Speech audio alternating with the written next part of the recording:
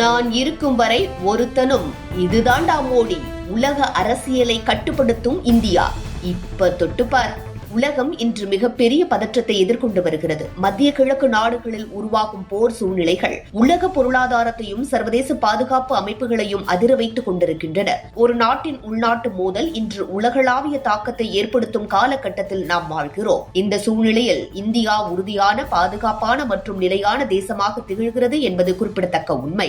இந்தியாவின் தற்போதைய நிலைத்தன்மை சும்மா உருவாகவில்லை. கடந்த ஆண்டுகளில் தேசிய பாதுகாப்பு கட்டமைப்புகள் வலுப்படுத்தப்பட்டன. எல்லை பாதுகாப்பு பலப்படுத்தப்பட்டது. பாதுகாப்பு துறையில் தன்னிறைவு நோக்கில் முன்னேற்றங்கள் மேற்கொள்ளப்பட்டன. சர்வதேச மேடைகளில் இந்தியா தன்னம்பிக்கையுடன் தனது நிலைப்பாட்டை வெளிப்படுத்துகிறது. இந்த மாற்றங்களின் மையத்தில் உறுதியான தன்மையே உள்ளது. பிரதமர் நரேந்திர மோடி அவர்களின் தீர்மானமான ஆட்சி.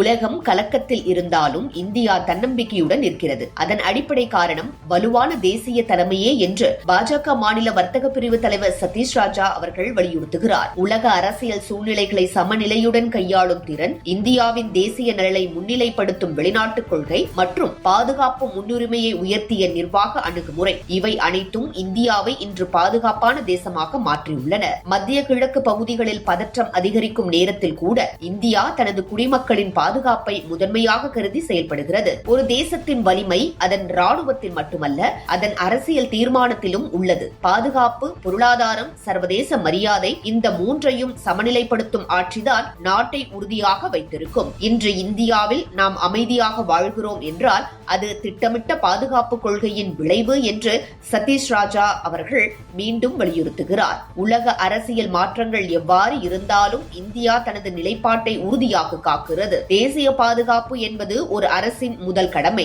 அந்த கடமையை முன்னிலைப்படுத்தும் ஆட்சி அமைப்புதான் மக்கள் நம்பிக்கையை பெறும். பிரதமர் நரேந்திர மோடி அவர்களின் தலைமையின் கீழ் இந்தியா சர்வதேச அளவில் மரியாதை பெற்ற தேசமாக உருவெடுத்திருக்கிறது. உலக சக்திகளுடன் சமநிலையான உறவுகள், இந்திய நலன்களை முன்னிலைப்படுத்தும் வெளிநாட்டு கொள்கை மற்றும் உள்நாட்டு பாதுகாப்பு வலுப்படுத்தல், இவை அனைத்தும் சேர்ந்து இந்தியாவை பாதுகாப்பான தேசமாக மாற்றியுள்ளன.